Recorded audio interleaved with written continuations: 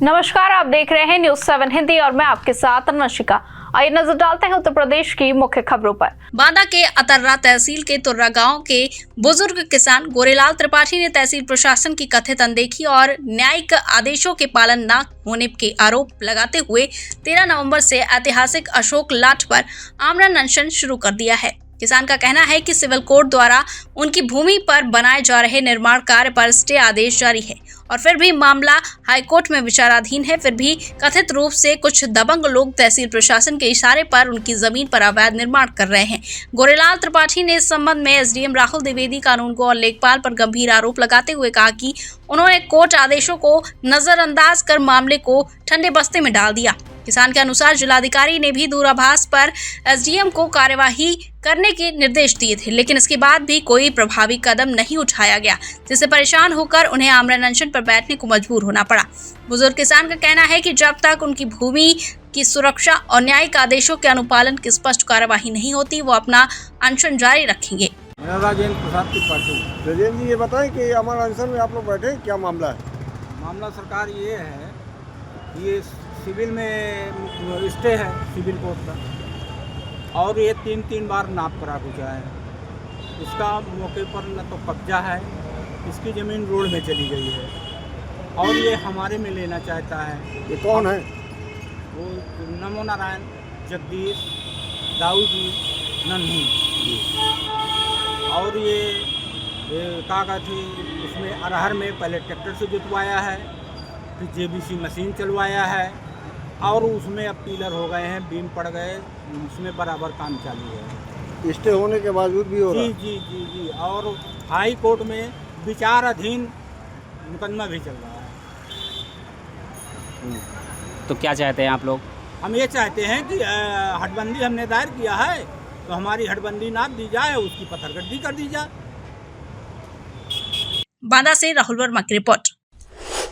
मुरादाबाद विकास प्राधिकरण द्वारा अवैध प्लॉटिंग और अनधिकृत विकास को रोकने के लिए आईएएस अनुभव सिंह के निर्देशन में लगातार विशेष अभियान चलाया जा रहा है, जिसके तहत आज जोन 1 क्षेत्र में एक महत्वपूर्ण परिवर्तन कार्यवाही अंजाम दी गई। प्राप्त जानकारी के अनुसार मैनाठेर क्षेत्र थाना मझौला अंतर्गत भोला सिंह की मिलक स्थित लगभग 8 बीघा भूमि पर आसिम द्वारा बिना किसी मानचित्र स्वीकृति और साथ ही साथ प्राधिकरण की अनुमति के अवैध प्लॉटिंग की जा रही थी। प्राधिकरण के प्रवर्तन दस्ते ने स्थल का निरीक्षण कर अवैध प्लॉटिंग की पुष्टि की और नियम अनुसार तुरंत ध्वस्तीकरण कार्यवाही करते हुए पूरी गतिविधि पर रोक लगा दी। टीम ने क्षेत्र में किसी भी प्रकार की अनधिकृत प्लॉटिंग, निर्माण या विकास कार्य न करने हेतु आवश्यक निर्देश भी जारी किए हैं।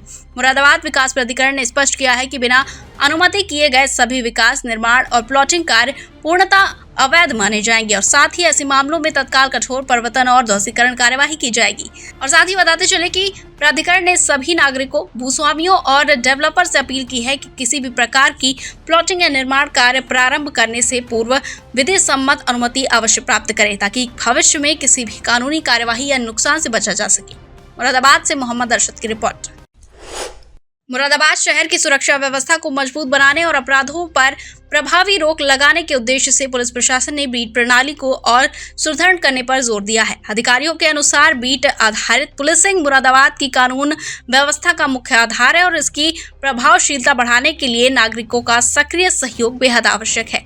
पुलिस ने बताया कि हाल ही में सामने आई कई मामलों में बिना सत्यापन वाले किराएदारों की संलिप्तता पाई गई, जिससे सुरक्षा संबंधी जोखिम बढ़े हैं। साथ ही इसी को ध्यान में रखते हुए प्रशासन ने सभी नागरिकों, मकान मालिकों और व्यापारियों को चेतावनी देते हुए कहा है कि नए किराएदार को रखने से पहले उनका पुलिस सत्यापन कराना अनिवार्य है। पुलिस अधिकारियों का कहना है कि सत्यापन प्रक्रिया सरल है और इससे किसी भी संभावित अपराध या संदिग्ध गतिविधि को पहले ही रोकने में मदद मिलती है।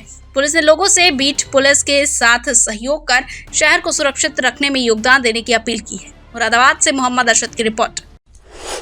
फतेहपुर में पुलिस को बड़ी सफलता मिली है, जहां कोर्ट से सजा सुनाए जाने के बाद फरार हुए दोषी राम भरोसे को गिरफ्तार कर लिया गया। जी हां, पुलिस के अनुसार राम भरोसे 7 नवंबर को अदालत द्वारा आत्महत्या के लिए उकसाने के मामले में 5 वर्ष की सजा सुनाए जाने के तुरंत बाद फरार हो गया था।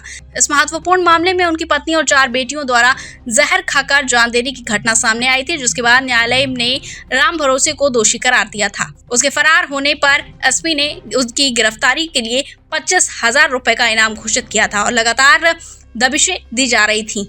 पुलिस की सक्रियता और सतत प्रयासों के बाद अंततः राम भरोसे को गिरफ्तार कर लिया गया है, जिसके साथ ही इस मामले में एक महत्वपूर्ण कार्यवाही पूरी हो गई है। फतेहपुर से मनीष कुमार की रिपोर्ट। रामपुर कोर्ट ने सोमवार को सपा के पूर्व विधायक अब्दुल्ला आजम और उनके पिता सपा नेता आजम खां के खिलाफ 2 पैन कार्ड से जुड़े मामलों में अहम फैसला सुनाया है। अदालत ने दोनों को दोषी करार देते हुए कस्टडी में ले लिया है। इस दौरान वादी भाजपा विधायक आकाश सक्सेना भी कोर्ट में मौजूद रहे और सुनवाई को फॉलो किया। कचहरी परिसर में सुरक्षा के कड़े प्रबंधन किए गए थे, जबकि दोनों पार्टियों के समर्थक भाजपा और सपा कार्यकर्ता बड़ी संख्या में कोर्ट परिसर के बाहर इकट्ठा हुए थे। साथ ही बताते चले कि रामपुर में सपा नेता आजम खां के खिलाफ कुल 104 मुकदमे दर्ज हैं, जिनमें से अब तक 11 मामलों में कोर्ट ने फैसला सुना दिया है। इन 11 मामलों में 6 मामलों में आजम खां को सजा हुई है, जबकि 5 मामलों में उन्हें बरी किया गया है। उत्तर प्रदेश के बुलेटिन में बस इतना ही। बने रहिए न्यूज़ 7 हिंदी के साथ।